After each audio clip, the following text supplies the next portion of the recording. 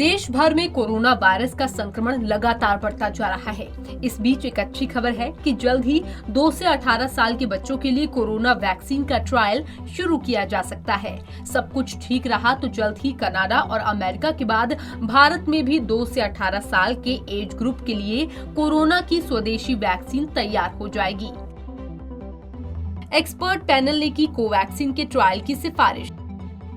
एक विशेषज्ञ समिति ने मंगलवार को 2 से 18 आयु वर्ग के लिए भारत बायोटेक के कोविड-19 टीके कोवैक्सीन के दूसरे तीसरे चरण के लिए परीक्षण की सिफारिश की है।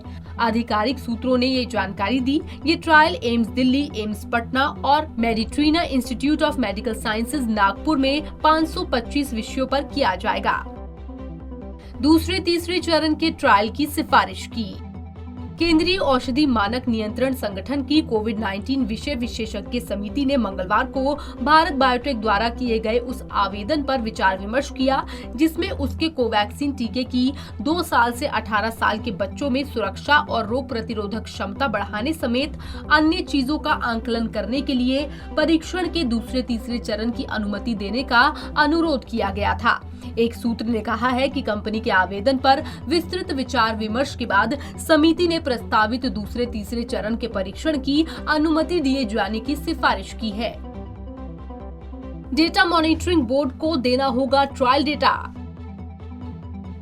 सूत्रों के मुताबिक एक्सपर्ट्स कमेटी ने कंपनी को तीसरे फेज के ट्रायल के लिए CDSCO से अनुमति लेने से पहले data and safety monitoring board को दूसरे फेज का सुरक्षा डेटा मुहैया करवाने का निर्देश दिया है। इससे पहले 24 फरवरी को हुई बैठक में प्रस्ताव पर विचार विमर्श किया गया था और भारत बायोटेक को रिवाइज्ड क्लिनिकल ट्रायल प्रोटोकॉल पेश करने का निर्देश दिया गया था।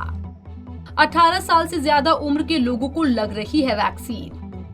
आपको बता दें कि भारतीय चिकित्सा अनुसंधान परिषद के सहयोग से भारत बायोटेक द्वारा स्वदेशी रूप से विकसित कोवैक्सीन टीके का उपयोग देश में वैक्सीनेशन प्रोग्राम के लिए 18+ के लिए किया जा रहा है।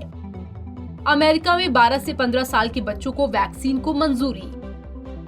इससे पहले सोमवार को ही अमेरिका के फूड एंड ड्रग एडमिनिस्ट्रेशन ने 12 से 15 साल के बच्चों के लिए फाइजर बायोएनटेक की कोरोना वैक्सीन को इजाजत दी है। अब तक ये वैक्सीन 16 साल से ज्यादा उम्र वालों को लगाई जा रही थी।